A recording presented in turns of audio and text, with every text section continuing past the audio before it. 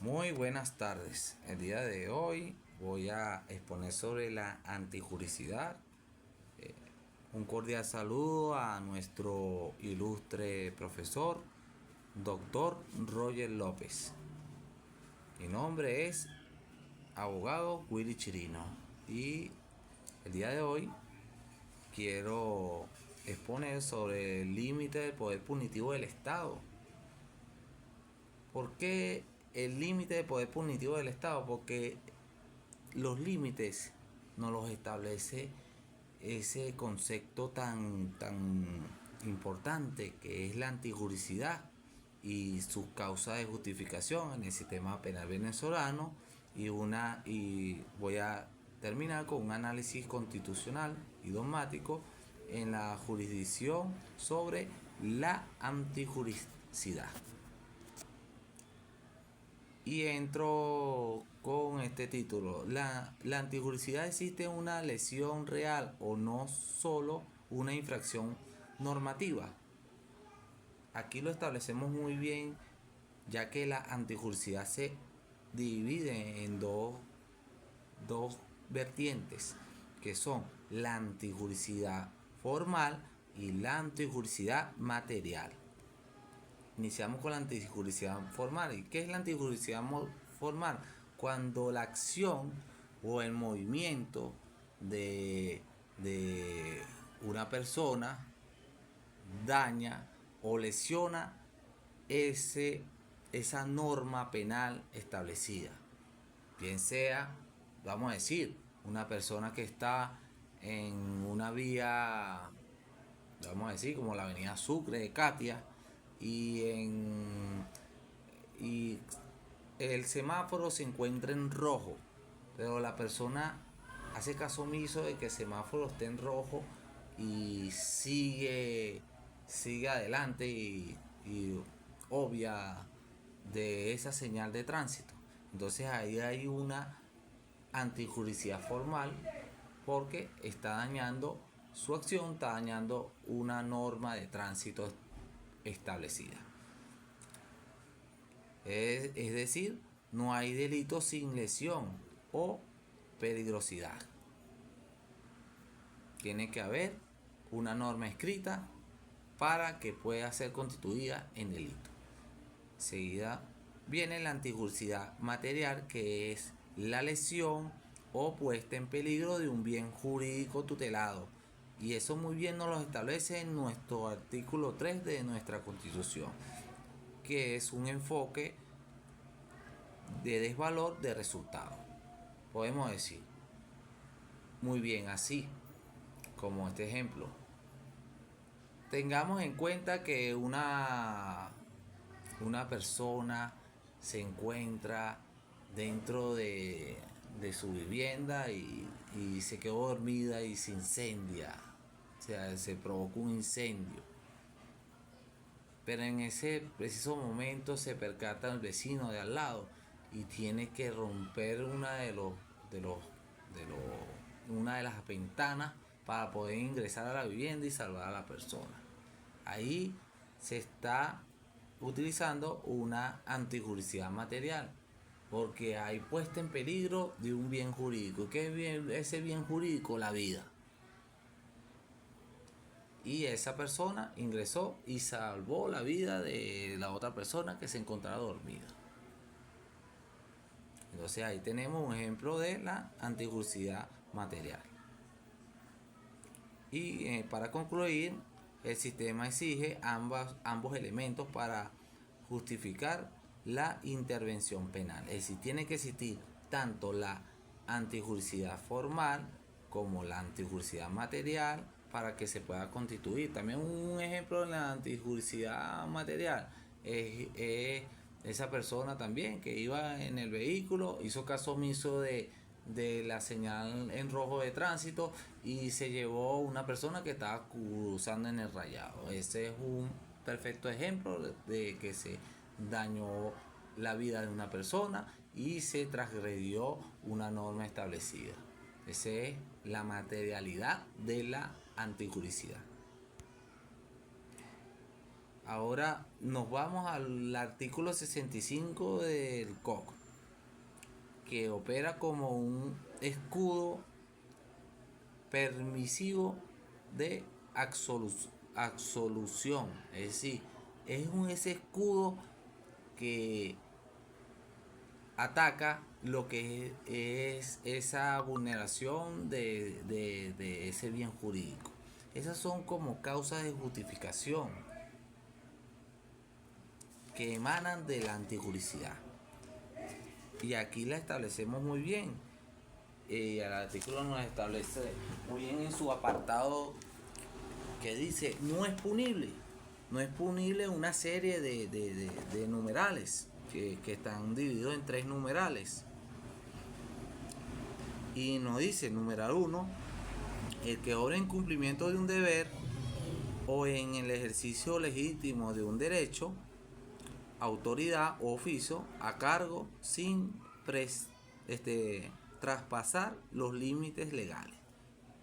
Podemos decir, en el caso del funcionario policial, que en cumplimiento de sus funciones, de su deber, ve una alteración por parte de unos manifestantes del orden público y están incendiando y haciendo barricadas y violentando ese orden, ese derecho a libre tránsito, trancando una vía, y entonces él notifica a la unidad de orden público y se llegan ciertos funcionarios de la unidad de orden público con escudo y tratan de desistir por medio del diálogo, que esas personas dejen esa actitud violenta.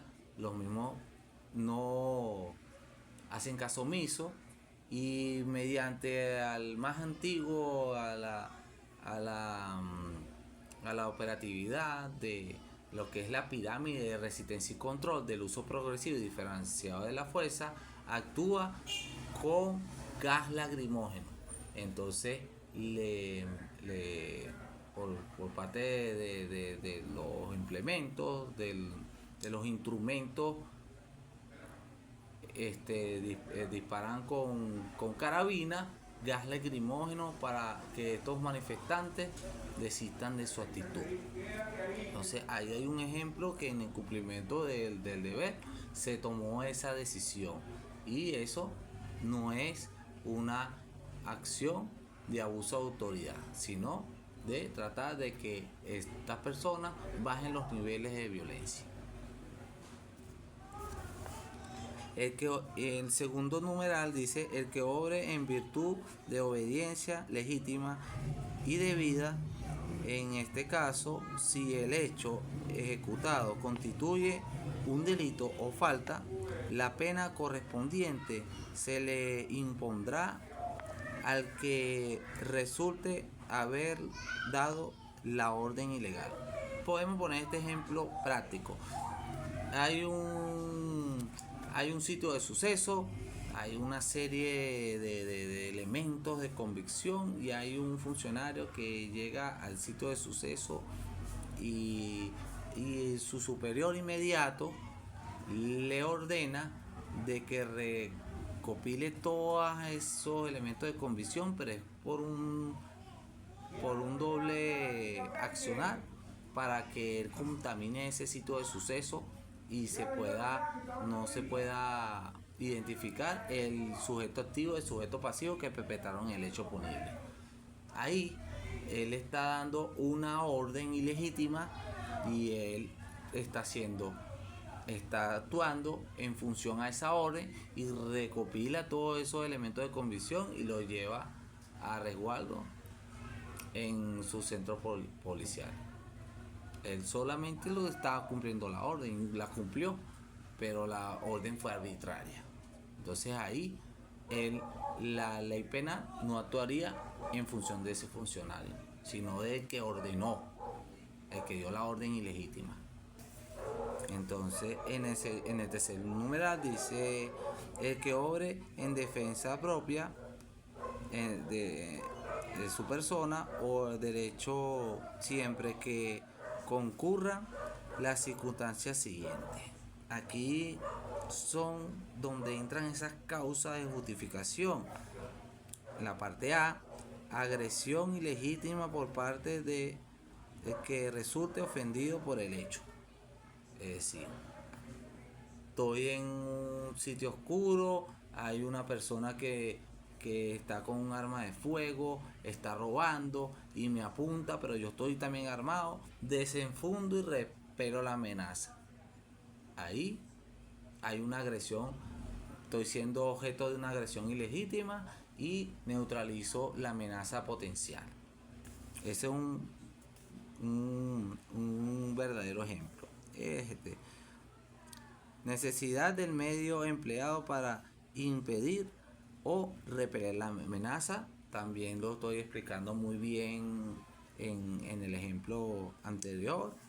Falta de provocación suficiente de parte del que pretende haber obrado en defensa propia. Y sigue con otra serie de apartados ahí en este mismo artículo. Entonces podemos decir que el efecto legal excluye totalmente la responsabilidad penal y civil según el supuesto. La naturaleza preceptos permisivos que eliminan la ilicitud desde su raíz. Es decir, que estos preceptos van a eliminar la ilicitud del accionar indiferentemente de lo que esté. Es decir, no van a ser constituidos como delitos y serían unas causas de justificación que no perdonan el delito, pero declaran que el delito nunca existió. Es decir, nunca existió delito porque la persona lo hizo en función a su integridad física o la de un tercero. Ahora, la legítima defensa requiere necesidad racional o no proporcional material. Esto es lo que yo expliqué anteriormente en los 3 renglones, que sería la agresión ilegítima, que están establecidas, están constituidas en lo que es el artículo 65 del Código Orgánico Penal y en el artículo 3 de la Constitución. La agresión ilegítima, la necesidad racional de medio empleado, la falta de provocación. Y en conclusión, la defensa se mide por la racionalidad, contexto o no por la equivalencia estricta de las armas. Es decir, que ahí son causas que justifican y excluyen de la responsabilidad penal. Ahora, el estado de necesidad pondera bienes jurídicos en un conflicto interno. Es decir, que aquí el estado de necesidad también actúa como una balanza. Si hay un bien mayor protegido, vamos a decir la vida, está protegido por un bien jurídico menor, aquí también actúa una causa de justificación de responsabilidad penal. Podemos ponerlo muy bien explicado de esta forma.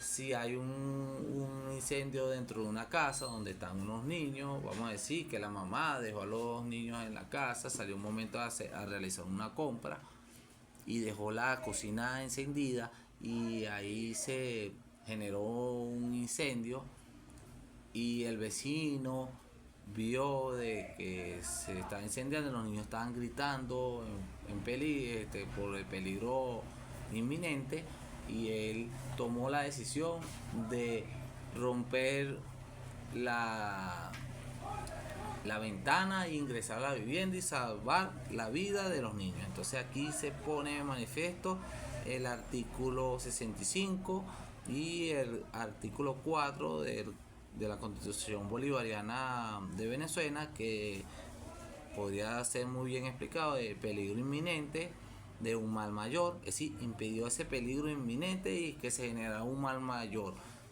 Y inevitablemente el daño por otro medio, es decir, impidió ese daño por otro medio, dañó, rompió la propiedad, ingresó a la vivienda, pero eso es él salvó la vida de unos niños, entonces sería una causa de justificación por su por su acción voluntaria. Entonces, en conclusión, la diferenciación de la legítima defensa frente a la agresión injusta. Aquí ambos intereses son ilícitos, pero la transgresión obliga a elegir. Es decir, que la situación lo obligó a elegir y él salvó la vida de los niños. Ahora, en el ejercicio de la autoridad y de la defensa privada tienen profesiones estrictas.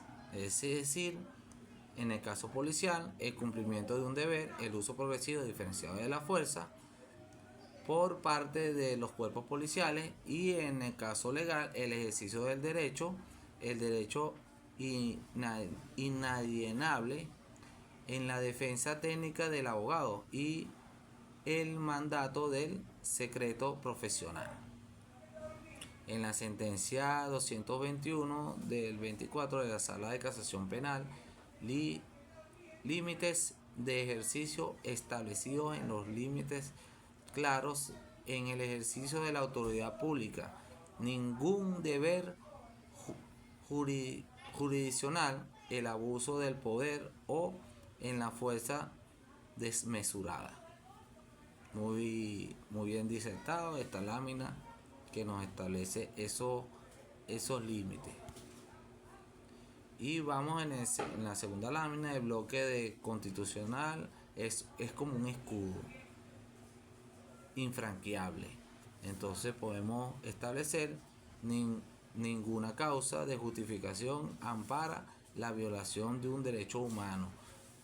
Aquí tenemos también un escudo que nos genera la Constitución en su artículo 2, el Estado democrático, social, de derecho y de justicia, que es el Estado venezolano, un Estado social, democrático y de derecho y de justicia. El artículo 43 constitucional, la inviolabilidad de derecho a la vida, es decir, la vida es un derecho humano inviolable e infranqueable, el cual protege la vida de todos dentro de este Estado social, democrático, de derecho y justicia. Y el artículo 45 constitucional, el derecho de la integridad física. Entonces, en conclusión, la ius puniendi se diferencia ante el artículo 65, pero en el artículo 65 se somete invariablemente a la Constitución. Este artículo está vinculado con los preceptos constitucionales. Y nos vamos a lo que es la teoría dogmática sostenida en la realidad física. Tenemos que ahí también en lo que es la antijuricidad y en las causas de justificación tenemos el dilema del error.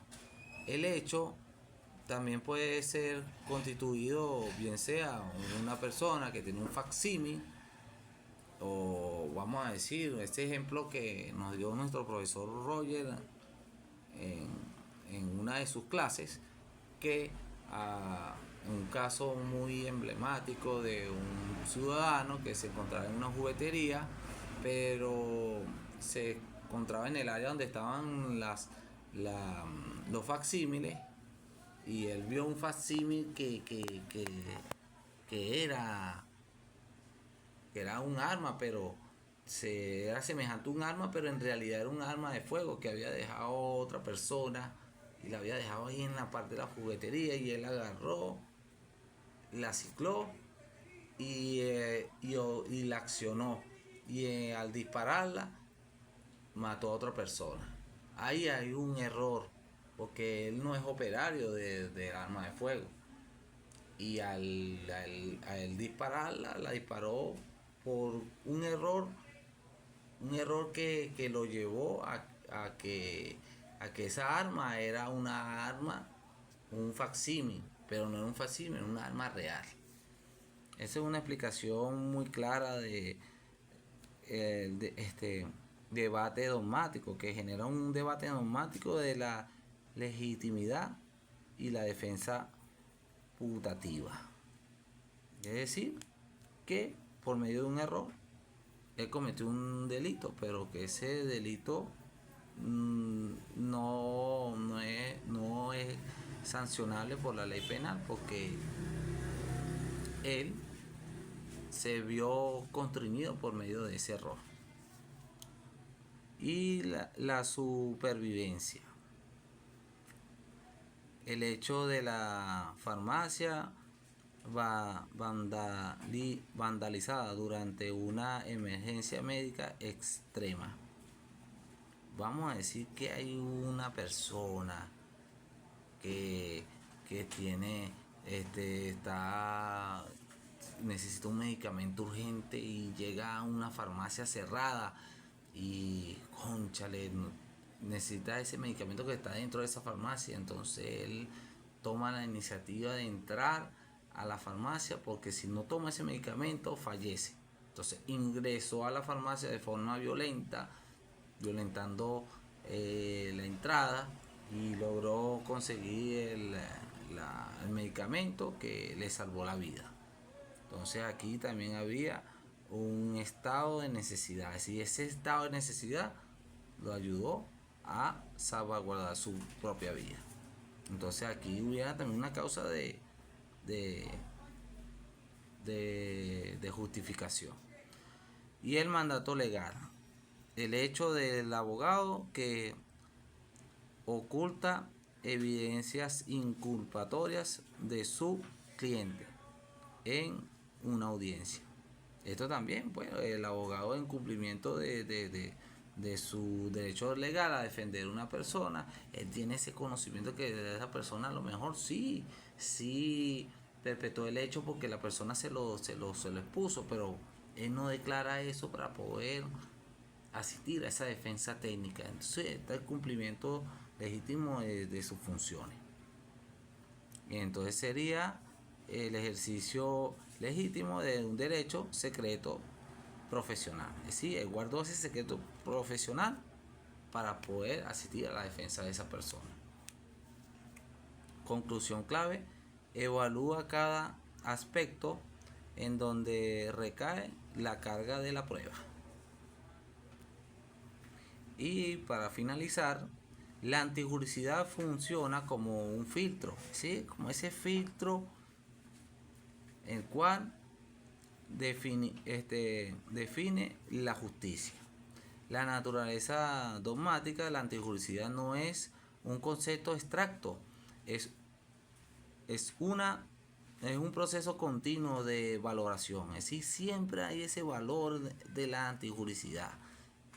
Y la carga de la prueba, quien alega una causa de justificación asume el paso de demostrar sus extremos concurrentes. Y dejo esta frase: la ley permite defender lo que la justicia protege.